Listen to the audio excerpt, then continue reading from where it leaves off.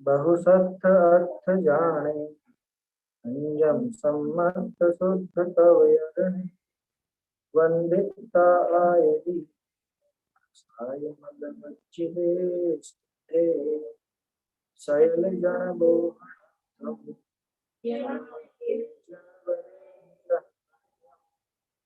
वोच्छान समासु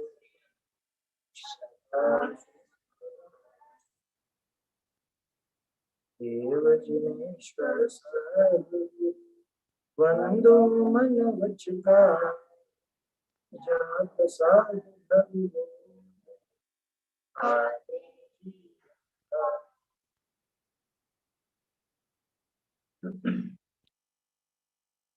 ये बोध पहुड़ ग्रंथ पर अपनी चर्चा चल रही है।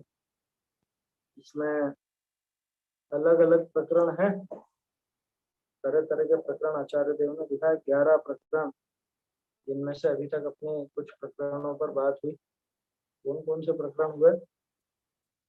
सबसे पहले तो आयतन और चैत्य ग्रह और प्रतिमा और दर्शन और बिंब, ऐसे 5 विषय तो हो गए। कहाँ हुआ? 18वीं कथा तक ही तो देखे थे। जिन बिंब वाला विषय भी हो गया अपना। अब इसके आगे जिन मुद्रा का स्वरूप कहते हैं। जिन बिंब किसको कहा था? आचार्यों, है ना, ये विशेष थी। जिन बिंब में आचार्यों का नाम है ना। बाकी में तो अपन ने देखा कहीं पे मुनिराज, अधिकांश में तो मुनिराज की बात आई सही, उसके अलावा अरहंतों की भी बात आई या सिद्धों की भी बात आई प्रतिमा में। और जिन बिंब तो साक्षात आचार्य भगवान, आचार्य मुनिराज हैं, उन्हीं को जिन बिंब नाम दिया गया। एक बार 18वीं गाथा बोलते हैं अपन, फिर ये नया विषय जो है जिन मुद्रा का, इसको देखते। तब वय गुणे ही शुद्धो जान शुद्ध सम्मतम, अरहंत मुद्द ऐसा अयारी दिख से खाय, सज्ञान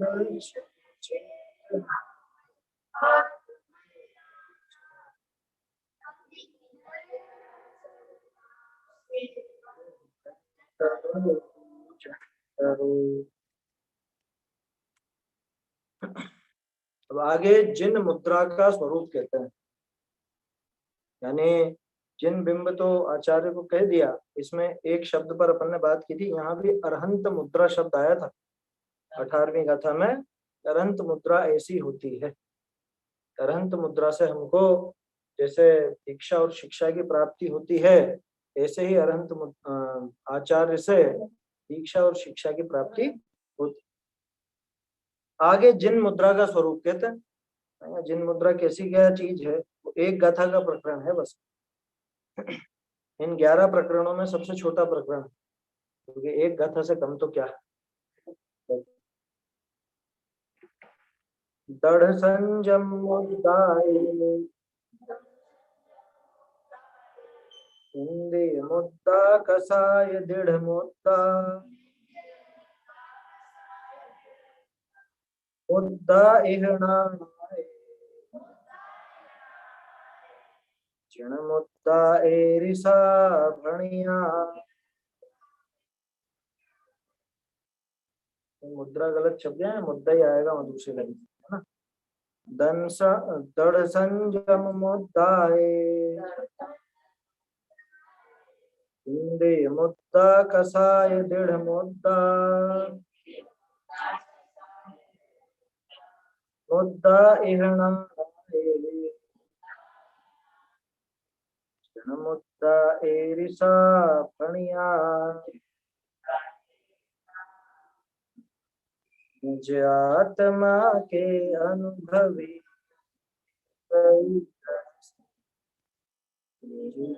कषाय जिन्होंने जिनका,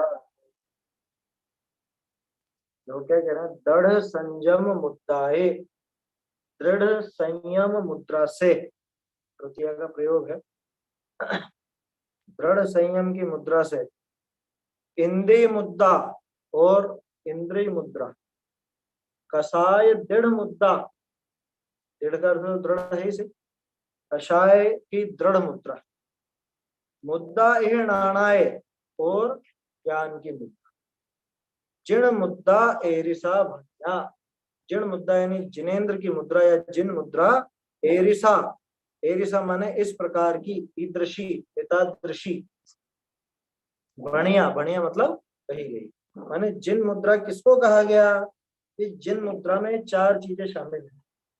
मुद्रा समझते हो ना, मुद्रा, मुद्रा किसको कहते हैं? लोग में मुद्रा बोलते हैं ना, ये सिक्के हैं, ये मुद्रा है समझ, नोट है, ये मुद्रा है। वो मुद्रा, उसको भी नाम दिया, तो मुद्रा असल में पहचान चिन्ह, किसी राज्य विशेष में चलन में आने वाली वो होती है, उसको मुद्रा कहते हैं। जिसका चलन हो किसी राज्य में, मतलब देश में, राष्ट्र में कुछ चलन चले जिसका, वो उसके एक मुद्रा कहलाता है। क्या कहते हैं उसको? नेशनल एम्बलम, एम्बलम बोलते हैं ना, एम्बलम माने मुद्रा, समझ में आई बात? तो चिन्ह है, कोई भी सरकारी दस्तावेज होगा तो उस पे सरकार की मोहर लगी होगी ना, मुद्रा लगी होगी ना, वो मुद्रा छपी होगी उसमें। तो मान लो वो उस पर 4 शेर दिखने लग जाए, या शेर की जगह गधा दिखने लग जाए, घोड़ा दिखने लग जाए, ऐसा हो तो क्या कहेंगे? तो ये नहीं है, ये मुद्रा सही नहीं है, ये कहा जाएगा ना कि ये मुद्रा सही नहीं है, ये सही दस्तावेज नहीं है। क्यों? क्योंकि सरकार की मुद्रा तो ऐसी है, उसमें तो 3 शेर नजर आते हैं, है ना, आएगा हिस्सा वो अशोक स्तंभ का। तो वो जो वो एक वो निशान आता है सरकारी, वो सरकार की मुद्रा है ना, भारत की वो मुद्रा है, ठीक है। इसे जिन मुद्रा कैसी, कि जिन मुद्रा में ये चीज हो, ये निशानियां मिले हैं तो समझना जिन मुद्रा है, और ये निशानियां नहीं मिले हैं तो समझना जिन मुद्रा नहीं। कौन कौन सी निशानियां? ये सबसे पहली तो दृढ़ संयम मुद्रा, संयम होना चाहिए। संयम किसका नाम? 2 प्रकार का संयम देखते हैं ना अपन, इंद्रिय संयम और प्राणी संयम। तो 6 काय के जीवों का घात ना हो, वो तो इंद्रिय संयम, और 5, हाँ वो सॉरी प्राणी संयम, और 5 इंद्रियां और मन इनके विषयों में ना लगे, उसका नाम इंद्रिय संयम। ऐसे 12 प्रकार का संयम कहलाता है। प्रकारांतर से इसको ही देखें तो इसमें अहिंसा, महाव्रत और 5 इंद्रिय विजय आ गया। ये जो संयम है इसमें 5 इंद्रिय जय हो गया इंद्रिय संयम में तो, और षटकाय जीवों के घात से बचने में वो प्राणी संयम। तो दृढ़ संयम मुद्रा है, कि दृढ़ संयम की मुद्रा से वो जिन मुद्रा कही जाती, माने दृढ़ संयम की मुद्रा हो उससे जिन मुद्रा की पहचान होती है। दूसरा इंद्रिय मुद्रा, इंद्रिय की मुद्रा, इंद्रिय मुद्रा क्यों नाम दिया? वास्तव में इंद्रिय जय है वो, इंद्रिय मुद्रा ऐसी कि इंद्रियों की तरफ से कैसी निशानी की इंद्रिय जय, कि 5 इंद्रिय और मन के विषय में नहीं लगे, वो इंद्रिय। और कषाय दृढ़ मुद्रा, कषाय की एक दृढ़ मुद्रा, माने तीसरी मुद्रा कषाय। तो कषाय कैसी? कि 3 कषाय चौकड़ी के अभाव रूप, है ना, 3 कषाय चौकड़ी के अभाव रूप जो मुद्रा है वो दृढ़ कषाय मुद्रा। देखो नाम ऐसा लग रहा है कि कषाय मुद्रा तो शायद कषाय हो, लेकिन वास्तव में कषायों को जीतने की मुद्रा है, समझ? ये अर्थ है ना, अर्थ अभी देखेंगे, अभी अर्थ देखेंगे। ऐसे कषाय की यानी दृढ़ कषाय की मुद्रा अथवा कषाय की दृढ़ मुद्रा, नाम ऐसा क्यों दिया? नाम तो निष्कषाय मुद्रा या कषाय रहित मुद्रा ऐसा होना चाहिए था। ऐसा नाम क्यों दिया? तुम्हारी पेंट में चोर जेब होती है ना, चोर जेब नाम का क्या अर्थ है? चोर के लिए जेब है कि चोर से बचने के लिए जेब? समझ में आ रही है बात? ऐसे ही बुखार की गोली, सिर दर्द की गोली, तो सिर दर्द की गोली नाम क्यों दिया? कि सिर दर्द करती है वो, सिर दर्द खत्म करती है ना? तो सिर दर्द की गोली है या चोर जेब है, ये इसी तरह के नाम है। समझ में आ रही बात? तो कषाय, दृढ़ मुद्रा, इंद्रिय मुद्रा, इनसे ऐसे ही समझ लो। इंद्रिय मुद्रा माने इंद्रिय के व्यापार में लगना ऐसा नहीं, बल्कि इंद्रियों का व्यापार छूटे, पांच इंद्रियों के विषय भोगों से दूर रहे। दूर क्या रहे, वो तो असल में अपनी दृष्टि दूसरी तरफ रहती है तो उनकी तरफ उपयोग ही नहीं जाता, इस तरह से उनसे बचा रहे। ये तो है इंद्रिय मुद्रा। और जो कषाय हैं, तीन कषाय चौकड़ी, उनमें नहीं लगे, उनके कषायों का शमन हो, उस कषायों के शमन का नाम कषाय दृढ़ मुद्रा या दृढ़ कषाय की मुद्रा। चौथी मुद्रा मुद्दा इहणाणाय, और यहाँ ही ज्ञान की मुद्रा। कहाँ पर? कि ज्ञान में ज्ञान की स्थिति हो, है ना, अपने आत्म स्वरूप में ही ज्ञान लगे, ये है ज्ञान की मुद्रा। समझ में आ रही बात? आत्म स्वरूप में ही ज्ञान लग जाए, इसको कहते हैं ज्ञान की मुद्रा। जिन मुद्दा एरिसा भणिया, इस प्रकार की जिन मुद्रा कही गई है। कहाँ पे कही गई है? जहाँ पे पीछे की सारी बातें कही गई थी, शुरुआत में ध्यान रखो, मंगलाचरण में आया था, जिण मग्गे जिण वरे ही भणिया। जिन मार्ग में कही गई है ये सब बातें, और जिनवरों ने कही क्या? ये जो कहा जा रहा है ना कि एरिसा भणिया या जिन मुद्दा एरिसा भणिया, कि जिन मुद्रा ऐसी कही गई है, तो कहाँ कही गई है? कि जिन मार्ग में कही गई, माने सच्चे मार्ग में, सच्चे रास्ते में कही गई। किसके द्वारा कही गई है? जिन वरे, जिन वरेंद्रों के द्वारा कही, कोई हेरे गेरे ने बात नहीं कही है। ये बात कही है जिनेन्द्र भगवान, है ना, साक्षात जिनेन्द्र भगवान की वाणी से निकली हुई बात है, और जिन मार्ग में निकली हुई, तो ऐसी जिन मुद्रा कही। चार विशेषण है ये, है ना। चार बातें कौन सी? एक तो संयम की मुद्रा, एक इंद्रिय मुद्रा, एक कषाय मुद्रा, और एक क्या? ये चार, ये चार से पहचान हो जाती है कि हाँ ये जिनेन्द्र का सेवक है अथवा जिन मार्ग में चलने वाला, जैन दर्शन की सूचक है ये मुद्रा। इस संयम को देख करके पता लग जाता है कि हाँ यहाँ जैन दर्शन, ये जैन धर्म है, अथवा ये जैन धर्म का सेवन करना, है ना। इस इंद्रियों से बचने से, या कषाय की कषाय जो घटी है, इन कषायों की इस हीन प्रवृत्ति से, अथवा आत्म स्वरूप में जो ज्ञान लीन है, इससे ये पता चलता है कि ये जैन दर्शन है ना, जैन धर्म सूचित होता है ना इससे, इसलिए इसको नाम दिया जिन मुद्रा है। समझ? ये तो योग और वो करते हैं ना, उसमें तो तरह तरह की मुद्राएं होती, ऐसी मुद्रा और वैसी मुद्रा, जाने क्या क्या तरह तरह के आकार बना के, और आसन आसन और प्राणायाम करते तो हैं, उंगलियों पे भी कि ये तो ऐसी, ये वायु की मुद्रा, ये और ये इसकी मुद्रा, और ये इसकी मुद्रा, और ये इसकी मुद्रा। वो मुद्रा नहीं है यहाँ तो, जिन मुद्रा माने जिससे जैन दर्शन की पहचान, जिसे देख करके पता लग सके कि ये जैन दर्शन में लगने वाला जीव है, अथवा ये जैन मार्ग है, ये जैन मार्ग की निशानी, इसलिए इसको नाम दिया जैन मुद्रा। ठीक है, सरल है गाथा तो। भाई पहचान चिन्ह ये है, जैसे जैनों के मकान पे वो निशान लगा दिया जाता है, वो तीन लोग वाला और पंजे वाला है, तीन लोग के अंदर पंजा, वो सोचते हैं ये जैन का निशान। ठीक है, एक निशानी हो जाती है कि हाँ भाई ये जैन का घर है। लेकिन जैन के घर में घुसकर अगर जैन जैसी प्रवृत्ति नहीं दिखे, तो कैसा जैन का घर? वहां घर में घुसते ही आलू की टोकरियां नजर आए, वहां प्याज की दुर्गंध हो, रात में भोजन चलता हो, रसोई खुली हो रात में, ये ऐसा कैसा जैन का है? समझ में आ रही बात? तो वो बाहर से मुद्रा नहीं होती, मुद्रा तो ये है, जिन मुद्रा तो इसका नाम है। जीवन में संयम हो, इंद्रियों में इंद्रिय विषयों की प्रवृत्ति कम हो, कषाय घटी हुई हो और ज्ञान अपने आत्म स्वरूप में लगाने का प्रयास चलता हो, ये तो श्रावक के लिए। और मुनिराज के तो ये सब स्पष्ट है ना। श्रावक के भी तो जीवन में नजर आएगा कि नहीं आएगा इसे? संयम उसके जीवन में मुनिराज जैसा तो नहीं आएगा नजर, लेकिन खुद की जो भूमिका है उस भूमिका के अनुसार संयम होगा या नहीं, कषाय घटेंगी या नहीं।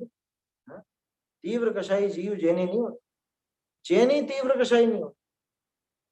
तीव्र कषाय का अर्थ है अनंतानुबंधी आदि, और मतलब उसमें भी तीव्रता से ही लेना आया समझ।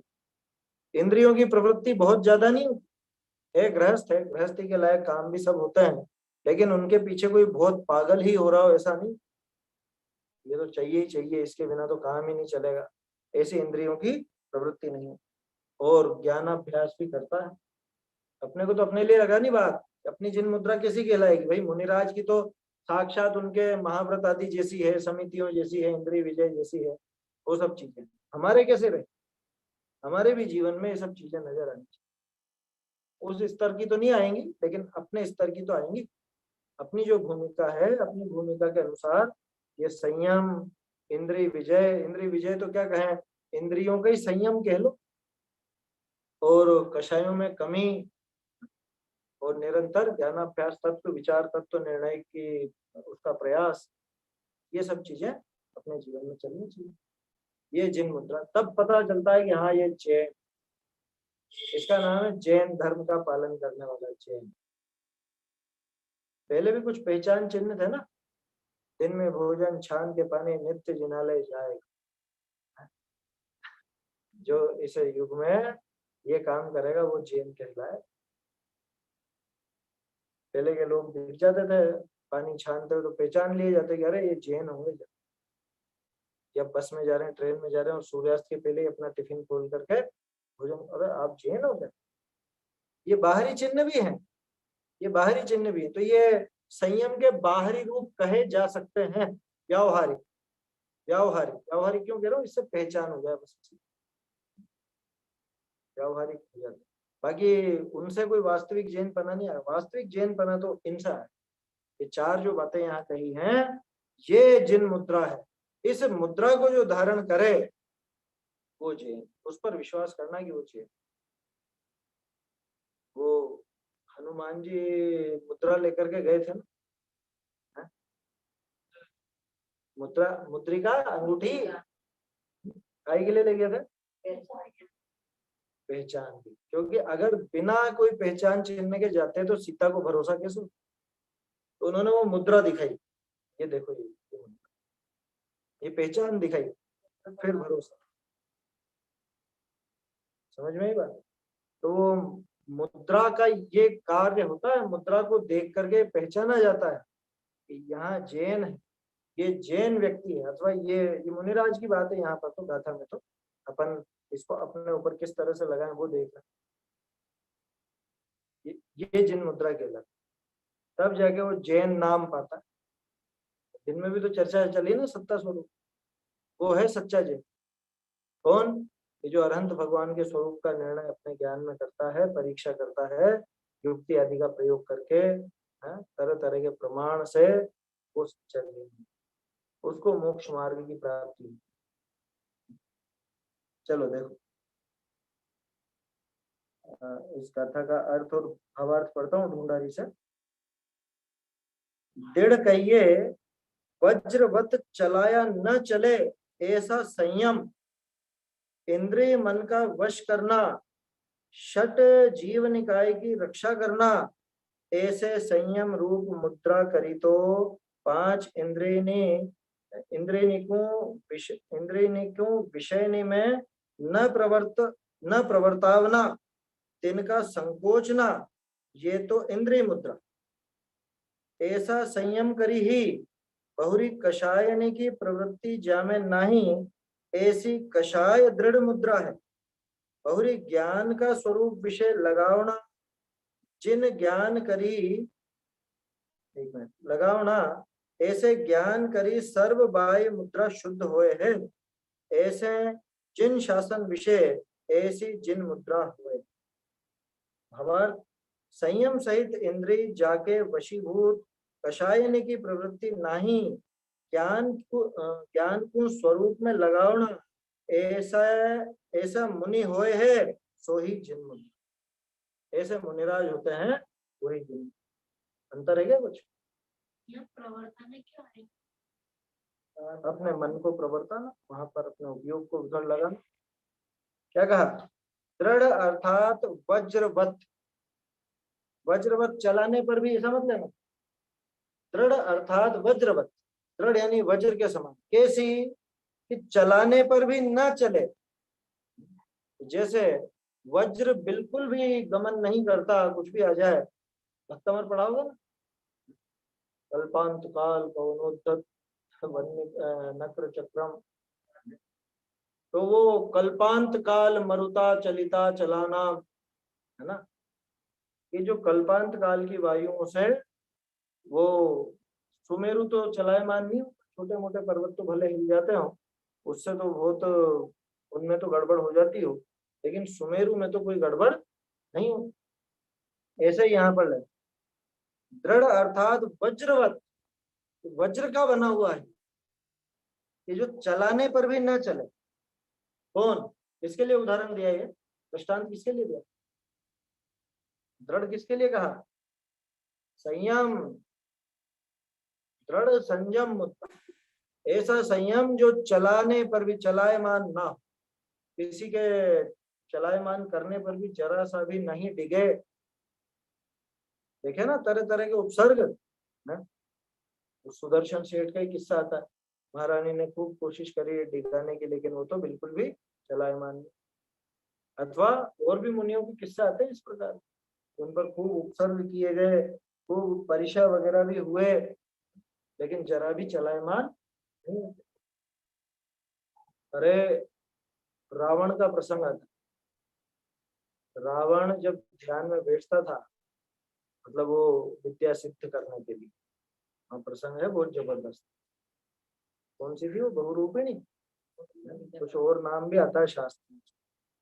तो वो विद्या सिद्ध करने जब बैठा शांतिनाथ जी के जिनालय में, तो ये सबके सब आए वहां, इसको कैसे भी करके चलायमान करो, इसको डिगाओ, इसका ध्यान भंग कर दो। क्यों? इसको अगर ये विद्या सिद्ध हो गई तो अपन सबका नाश निश्चित है। तो सब घबराए, अंगद वगैरह और सब सब पहुंच गए वहां, हनुमान जी, अंगद और जो भी थे वहां के साथी, वो सब पहुंच गए। और वहां पे बहुत उन्होंने उपद्रव किया। क्या? वहां पे उसको ऐसे ऐसे दृश्य दिखाए, वहां पर दृश्य दिखाए, मैंने विद्याधर थे सारे के साथ, ऐसे नकली दृश्य बना लिए। ये सब बिल्कुल लंका उजड़ी हुई है, और मंदोदरी के भी बाल बिखरे हुए और चोटी पकड़ करके खींच करके लाए जा रहे हैं, बाल खींच करके दिखाए जा रहे, ऐसे ऐसे दृश्य। अब ये देख करके तो कोई भी चलायमान हो जावे ना, लेकिन नहीं हुआ, वो विद्या सिद्ध करके ही उठा। तो उसके लिए वहां पे ऐसा कहा जाता है, मतलब आचार्य देव ने लिखा, वो अलग है, वो तो भक्ति की बात है, और वो नहीं अपने आप ही किस्सा है, वो पुराण में नहीं है वीणा के तार वाला, ये तो विद्या सिद्ध करने का प्रसंग। तो इसमें वहां पे लिखा ग्रंथ में आचार्य कि ये अगर मुनि होता और ऐसा इसने ध्यान लगाया होता आत्मा का, तो इसी भाव से मोक्ष जाता है। ध्यान में कमी नहीं थी उसकी, पुरुषार्थी तो था, आया समझ, लेकिन विपरीत दिशा में चल रहा था। खैर वो दूसरी बात, वो तो उसकी बात है, जो एक गृहस्थ और वो भी खोटा खोटा काम करने में लगा हुआ, उसकी बात। अब सोचो मुनिराज का कितना दृढ़ होता होगा, मुनिराज कितना दृढ़ रहते, ऐसा विचार चलता। पार्श्व अभ्युदय ग्रंथ का मैंने पहले जिक्र किया होगा आप लोगों से, जिन सेनाचार्य का पार्श्व अभ्युदय ग्रंथ, वहां पे उसमें वो जो संवर देव था ना, इसने उपसर्ग किया पार्श्वनाथ जी पर, वो तरह तरह से डिगाने की कोशिश करता है। ये पत्थर बरसाना तो बहुत मामूली था, बहुत मामूली। वो तो आचार्य देव ने शुरू में 2-5 छंदों में निपटा दिया, क्या ऐसे पत्थर बरसा और ये हो गया। अब ये और वास्तव में सोचने की बात है कि पार्श्वनाथ जी खुद वज्र वृषभ नाराज कहना वाले, और पुण्य का उदय भी इतना जबरदस्त कि एक पत्थर उनके आसपास भी नहीं फटक, तो उसमें क्या दम, वो उससे थोड़ा डिगता है। उनको क्या फर्क पड़ना था। तो उसने डिगाने के लिए दूसरी युक्तियां की। उसने पूर्व भावों की याद दिलाई, उसने उनके पिछले भाव की पत्नी को जो हरण कर लिया था इसने, इस देव ने, तो वो भी दिखाया कि अरे वो मेरी प्रीतमा है और वो वहां पे रहती है, तू जाकर के और वो मेरा उसको संदेश देना, कि ये ढोंग छोड़, ये दिगंबरत तो छोड़, और तू तो मेरा सेवक बन जा, तू दूत बन के वहां पर जा और उसको मेरा संदेश देना, मैं आज भी उससे बहुत प्रेम करता हूँ और ऐसा वैसा। तो बहुत सारी बात, जिन बातों को सुन सुन करके कोई भी टिक जाए। लेकिन पार्श्वनाथ जी था कि वो कैसे टिक, ये सारा वर्णन उसमें है पार्श अभ्युदय में, जिन सेनाचार्य का है 1200 साल पुराना। समझ में ही बात। वो शुरू में आप पढ़ोगे अगर उस ग्रंथ को, तो ऐसा लगेगा कि क्या वर्णन करे जाए, पूरे में बिल्कुल कि वहां जाना और यूं करना और ऐसा करना। तो आखिर में वो बात समझ में आती है कि ये असल में ये उसकी साजिश थी, ये डिगाना चाहता था, क्योंकि पत्थर बरसा के तो देख लेते उसको, पत्थर बरसाने में कोई दम था भी नहीं, पत्थर बरसा के उसके उनके तो कोई एक लगने वाला भी नहीं था पत्थर, और पत्थर अगर उनके शरीर पर गिरता तो ये बताओ क्या होता, तो पत्थर टूट जाता, पत्थर चूर चूर हो जाता। पार्श्वनाथ जी के कुछ भी नहीं होता। क्यों? क्योंकि 3 लोक में सबसे अधिक बलशाली तो वो खुद थे, वज्र वृषभ नाराज सहनन भी उनके था। तो पत्थरों का होता जो बिगाड़ होता, पार्श्वनाथ जी का तो कुछ भी नहीं होता। और उसके अंदर उनका किस्सा ही नहीं, माने बहुत एकदम सीमित शब्द। किनका? धर्मेंद्र पद्मावती, उनका नाम ही नहीं लिया, नाम भी दूसरा है शायद, कुछ अलग से नाम लिया जिसमें पद्मावती का तो नाम ही नहीं। और प्रचलन ऐसा हो गया कि वो तो बहुत बड़ी हो गई और वो तो माता है क्या, और उसके खिलाफ तो कोई कुछ बोल दे, फिर देखो तलवारें खींचने को तैयार हो जाते हैं ब्रह्मचारी। ऐसा 2-3 साल पहले कुछ वीडियो आया था इस तरह का, ब्रह्मचारी आया समझ। खैर अपने को विषय से मतलब नहीं, खास चीज अपने तो ये है कि इतना दृढ़, दृढ़ शब्द पे बात चल रही थी, इतना दृढ़ कि खूब चलायमान करे, खूब कोशिश करे डिगाने की, लेकिन तो भी जरा सा भी वो संयम से टिके। तुमको खूब लालच दिखाया जाए क्या, और बहुत तुमको ये सब बातें दिखाई जाए कि अरे ये लो, ये खाओ, ये मिठाई खाओ, ये चॉकलेट खाओ, ये आइसक्रीम खाओ बाजार में, खूब दिखावे ना, शादी ब्याह में या और दूसरे में चिढ़ावे, छेड़े या लालच दें, भय दिखावे, क्या होता है?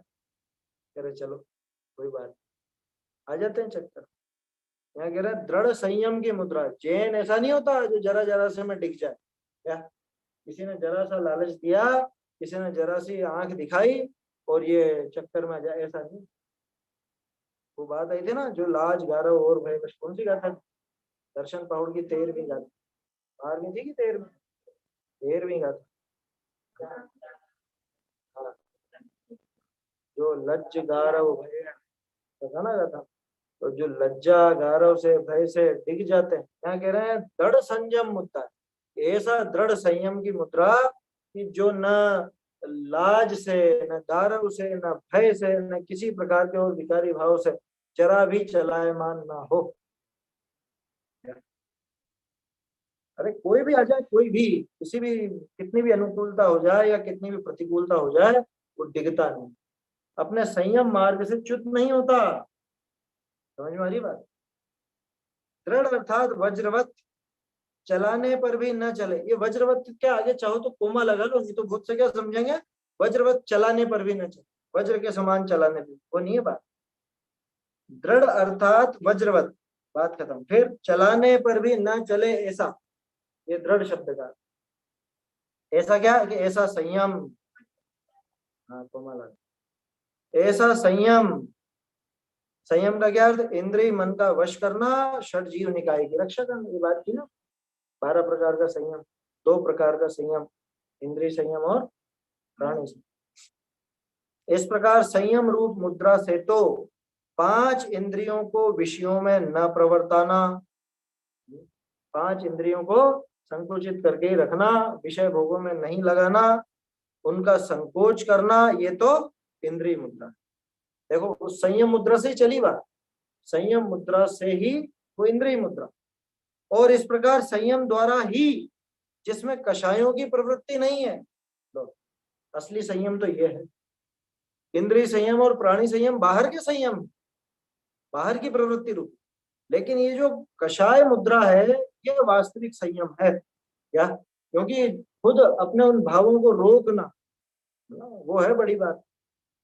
बाहर में जीवों का आघात नहीं करना या पांच इंद्रिय के विषयों में प्रवृत्ति नहीं करना, ये सब चीज तो बाहर की, लेकिन पांच इंद्रियों को विषयों में न प्रवर्ताना, उनको संकोच करना, ये तो इंद्रिय मुद्रा। और इस प्रकार संयम द्वारा ही जिसमें कषायों की प्रवृत्ति नहीं है, ऐसी कषाय दृढ़ मुद्रा तथा ज्ञान को स्वरूप में लगाना, इस प्रकार ज्ञान द्वारा सब बाह्य मुद्रा शुद्ध। अपने ज्ञान को स्वरूप में ही लगाना, इसका नाम है ज्ञान मुद्रा। और इस ज्ञान मुद्रा से वो बाह्य मुद्राएं सारी की सारी शुद्ध। बिना ज्ञान के वो संयम भी काम नहीं आएगा, बिना ज्ञान के वो इंद्रियों को रोकना भी काम नहीं आएगा, बिना ज्ञान के तो कषायों को घटाना भी काम नहीं। क्यों? क्योंकि वो तो वापस बढ़ जाएंगे, वो तो वापस प्रवृत्ति वहां पर करने लग जाएंगे। इसलिए ज्ञान से ही इन सब में शुद्धता। इस प्रकार जिन शास्त्र में ऐसी जिन मुद्रा होती, जिन शास्त्रों में, अपने जैन शास्त्रों में इसी का नाम जिन मुद्रा का। सरल देखो भावार्थ, जो संयम सहित हो, जो संयम सहित हो, जिसकी इंद्रियां वश में हो, कषायों की प्रवृत्ति न होती हो और ज्ञान को स्वरूप में लगाता हो, ऐसा मुनि हो सो ही जिन मुद्रा। लो, मुनिराज के पास जिन मुद्रा ये नहीं कहा, अरे वो मुनिराज ही जिन मुद्रा है। जैसे पहले भी अपन ने देखा है, अभी कौन सी थी, 13वीं 14वीं गाथा इसकी थी, और दर्शन पहाड़ की भी 14वीं गाथा, कि मुनिराज ही जैन दर्शन है। इसी बात आई थी ना कि मुनिराज ही जैन दर्शन। बस ऐसे ही मुनिराज ही जिन मुद्रा। तो बताओ भैया, जैन धर्म की मुद्रा क्या है, जैन धर्म की पहचान क्या है? इनको देखो, ये है जिन मुद्रा। क्या कहलाते हैं अपन?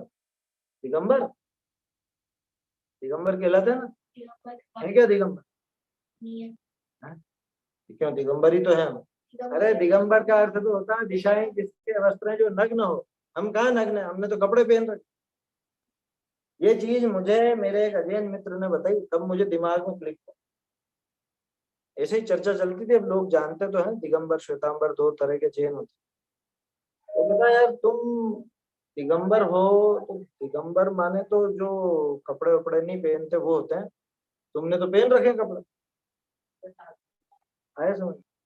प्रश्न समझ में आया? तो तुमने तो कपड़े पहन रखे, फिर तुम दिगंबर कैसे? उस टाइम मैं भी चौंक गया, मैंने कहा बात तो ठीक है, दिगंबर कैसे? फिर वो जवाब सूझा कि दिगंबर को मानने वाले वो दिगंबर, हम वास्तव में दिगंबर नहीं। दिगंबर तो मुनिराज ही। तो जैसे हम मुनिराज की वजह से दिगंबर जैन कहलाते, ऐसे ही जैन मुद्रा, जिन मुद्रा कौन? ये मुनिराज ही वास्तव में जिन। ये बताओ भैया, जैन धर्म कैसा होता है? ये देख लो इनको, ये है जिन मुद्रा। जैन धर्म की पहचान क्या? ये जो कर रहे हैं वो जैन धर्म की पहचान। सच्चे मुनिराज की बात कर रहा हूँ, तो आप सोचो कि ये जो भी कर रहे हैं कोई भ्रष्ट हो गया हो, और वो जो कुछ भी कर रहा हो जैन धर्म ऐसा लांछन लगाता हो, कलंक लगाता हो, वो नहीं। जिन मुद्रा के लिए वो दे दी ना इन्होंने परिभाषा।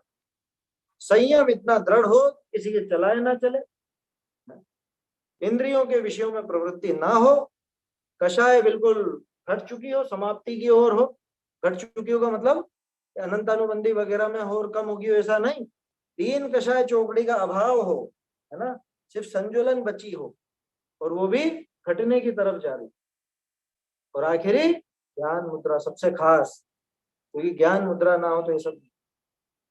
अपने ज्ञान को देखो, परिभाषा पढ़ी होंगी ना, आचार्य की, उपाध्याय की, साधु की, सब में टोडर मल जी ने एक बात खास की, अपना मुख्य कार्य जो शुद्धोपयोग ऐसा है ना, अथवा अपने उपयोग को बहुत नहीं भ्रमाते हैं,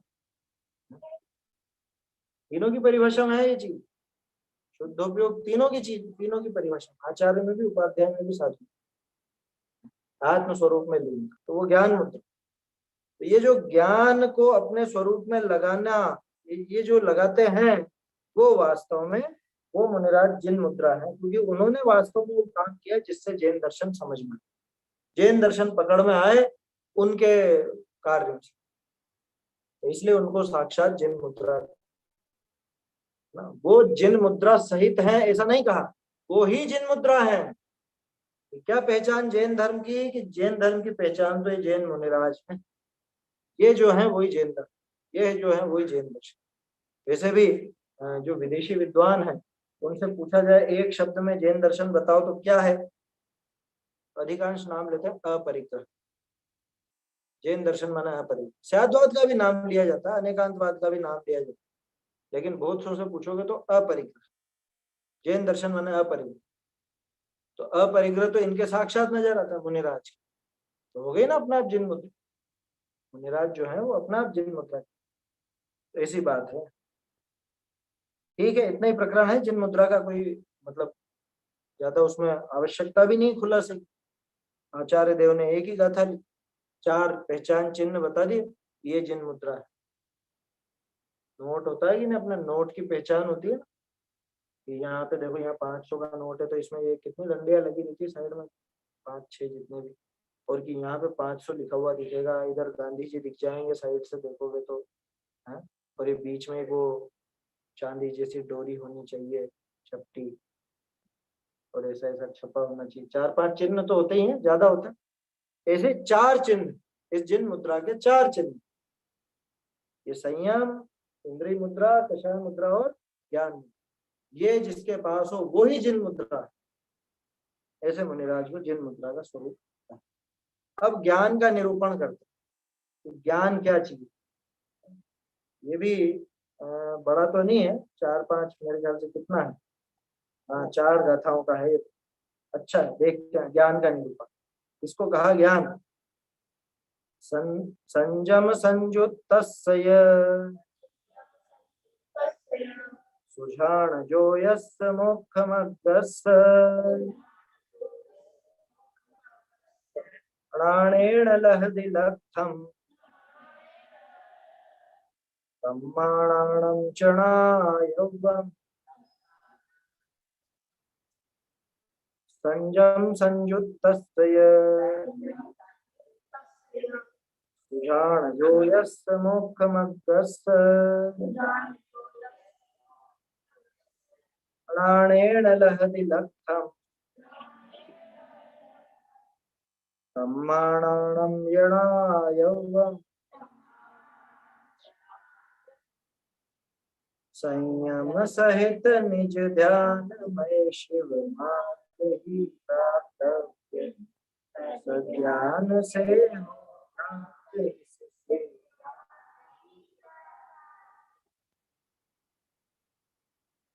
क्या कह रहे हैं, संयम संयुक्त, संयम संयुक्त का सरल है, संयम संयुक्त, यानी कि संयम से जो संयुक्त है उसका, ये सुध्यान जोयस, सुध्यान के जो योग्य है, सुध्यान के योग्य का, और मोक्ष मग्गस, और मोक्ष मार्गी का, अथवा मोक्ष मार्ग का। नाणेन लहदी लक्ष्यम, लक्ष्यम लक्ष्यम यानी लक्ष्य, नाणेन लहदी, तो उसका जो लक्ष्य है किसका, संयम से सहित जीव का, अथवा सुध्यान के योग्य का, यानी जो सुध्यान में लीन है, अथवा मोक्ष मार्ग का जो लक्ष्य है, वो लक्ष्य किससे लहदी, किससे प्राप्त होता है, नाणेन, है समझ में, ज्ञान से ही, इन सबका लक्ष्य ज्ञान से ही प्राप्त। तम्मा नाणम चढ़ाए, तम्मा इसलिए, नाणम ज्ञान, है ना, च तो और है इसी, और इसलिए ज्ञान भी जानना चाहिए, अनायवम। क्यों जानना चाहिए ज्ञान को, क्योंकि ज्ञान से ही हमारे लक्ष्य की प्राप्ति। कौन से लक्ष्य की, चाहे कोई संयम से सहित जीव हो उसका लक्ष्य भी ज्ञान से ही मिलेगा, कोई सुध्यान में लवलीन हो उसका लक्ष्य भी ज्ञान से ही मिलेगा, और मोक्ष मार्ग का जो लक्ष्य है, मोक्ष, मोक्ष की प्राप्ति, वो भी ज्ञान से मिलेगा। इसलिए ज्ञान को जानना। अब ज्ञान किसको कह रहे हैं यहाँ, ये तो आगे आएगी बात। अभी तो यूं समझ लो ज्ञान जानना चाहिए, क्योंकि ज्ञान के बिना वो कुछ भी नहीं मिलने वाला, ज्ञान से ही उन सब लक्ष्यों की प्राप्ति होगी। सरल है गाथा, गाथा में कोई अभी विषय नहीं है। गाथा में तो अभी सूचना दी है, प्रेरणा दी है कि भैया तुम ज्ञान को भी जानो। क्यों जानो? क्योंकि ज्ञान से ही सारे लक्ष्य की प्राप्ति होती। अभी दिन में भी अपनी चर्चा चलती है तो उसमें एक बात आई थी ना कि सारे प्रयोजनों की प्राप्ति, सारे मनोरथों की सिद्धि, ऐसा शब्द था, सारे मनोरथों की सिद्धि अरहंत देव का निर्णय अपने ज्ञान में करने से। तो ज्ञान से ही फिर फलित हो रहा है ना सारा का सारा। वहां भी ज्ञान की महिमा है, यहाँ भी ज्ञान के लिए बता रहे हैं, इसलिए ज्ञान को जानो भाई, क्या है ज्ञान। देखो अर्थ देखो, संयम करी संयुक्त और ध्यान के योग्य ऐसा जो मोक्ष मार्ग, ताका लक्ष्य कहिए लक्षण योग्य वेद्य निशाना, जो आपका निज स्वरूप जो ज्ञान करी पाइये है, ताते ऐसे लक्ष्य के जानने को ज्ञान को जानना। भावार्थ, संयम अंगीकार करी ध्यान करे और आत्मा का स्वरूप न जाने तो मोक्ष मार्ग की सिद्धि नहीं। ताते ज्ञान का स्वरूप जानना या के जाने सर्व सिद्धि है। आगे या को दृष्टांत करी दृढ़ करे। आगे तो फिर दृष्टांत आएगा, वो तो अपन देखेंगे। वेद्य शब्द नहीं आएगा, जानने योग्य निशाना, निशाना के पहले वेद्य, वेद्य वाला नहीं, वे आधा ध, धनुष वाला आधा ध, और यह वेदना माने निशाना लगाना ही होता है, समझ में? लिखना हो तो लिख लो, तो अर्थ तो वो निशाना आ ही गया है। जैसे वेद्य शब्द दिया है जयचंदी, जानने योग्य वेद्य, आधा ध और यह है, ये ना विद्यालय वाला द नहीं आया, वेद्य वाला वेद्य नहीं आया, ध आधा लिखो और यह लिख दो बस। क्या कहा कि संयम से संयुक्त और ध्यान के योग, दोनों ही विशेषण दे दिए मुनिराज। जो मोक्ष मार्ग, इस प्रकार जो मोक्ष मार्ग उसका लक्ष्य, देखो मोक्ष मार्ग में दोनों बातें होती, संयम भी साथ में होता है और ध्यान भी उसमें किया जाता है। ऐसा जो मोक्ष मार्ग का लक्ष्य है, यानी लक्षणे योग्य, जानने योग्य, वेधने योग्य निशाना, कौन कौन है लक्ष्य? है ना यहाँ पर अपना निज स्वरूप, अपना जो निज स्वरूप है वही लक्ष्य है, उसी की सिद्धि करनी है, उसी की पूर्णता करनी। निज स्वरूप का ज्ञान द्वारा पाया जाता है, इसलिए इस प्रकार के लक्ष्य को जानने के लिए ज्ञान को जानना। सीधी सी बात है, उस साध्य को जानना है तो साधन को भी जानना है ना। उस लक्ष्य को जानना है तो लक्ष्य जिससे सधेगा उस साधन को भी जानना पड़ेगा। संयम अंगीकार कर ध्यान करे और आत्मा का स्वरूप न जाने तो मोक्ष मार्ग की सिद्धि नहीं होती। कैसे मिलेगा? ज्ञान बिना कभी भी मोक्ष हो ही नहीं सकता। ज्ञान बिना मोक्ष हो जाता होता तो वो जो द्रव्य लिंगी भटकता है, 11 अंग 9 पूर्व का पाठी द्रव्य लिंगी पूरे विश्व में, मतलब पूरे चारों गतियों में भटकता रहता है, वो क्यों भटकता है? ऐसा प्रसंग ही नहीं बनता अगर ज्ञान के बिना भी किसी की। इसीलिए ज्ञान का स्वरूप जानना चाहिए, उसके जानने से सर्व सिद्धि, सब की सब सिद्धि हो जाती, जो भी चाहते हैं सारे मनोरथ पूर्ण होते हैं। इसी बात है, सारे मनोरथों की सिद्धि एक ज्ञान से, इसलिए इस ज्ञान को भी जानना। चलो समय भी हो गया है, दोनों गाथाएं बोल लेते हैं। दृढ़ संजम मुद्दाए इंद्रिय मुद्दा कसाय,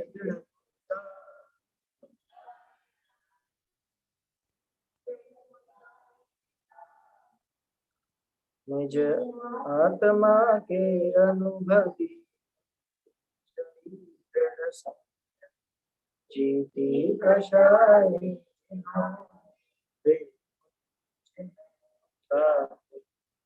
संयम संयुक्त जो यस्य मोक्षमर्गस्य प्राणेन लहति तत्त्वं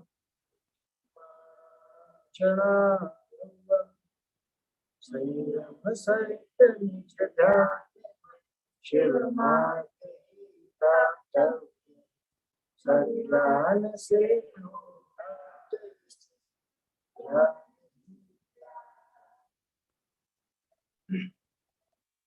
चैतन्य का स्मरण प्रतिक्षण कर तेरे अनंत रूप को क्षण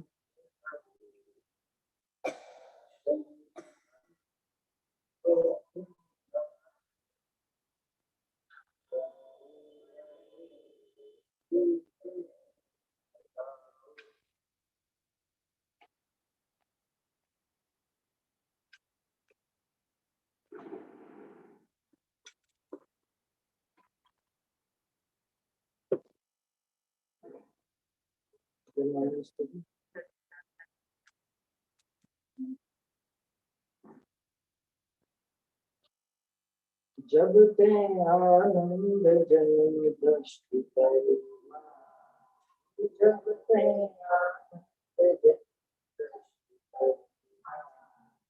तब ते संशय विमोह धर्म जब ते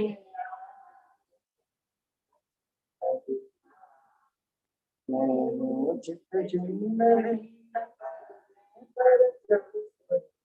मैं हूँ चित्त चिन्ह भिन्न परते पर जग ओम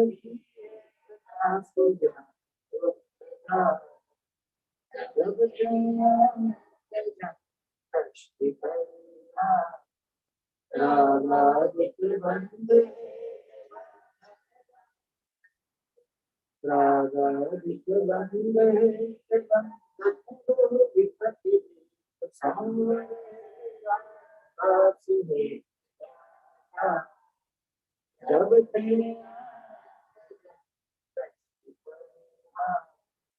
सब सुख शिव है पुकार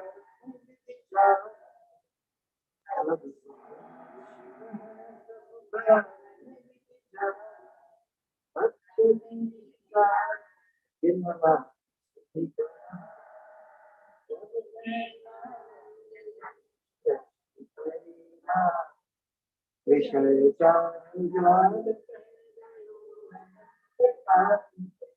विषय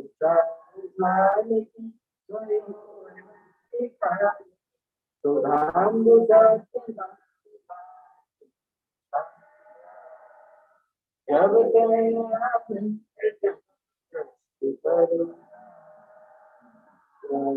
जग जाल में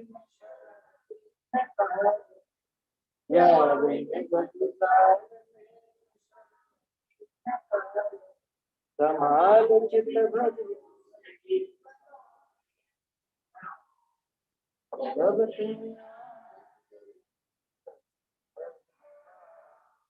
तब ते संशय विमोह जब ते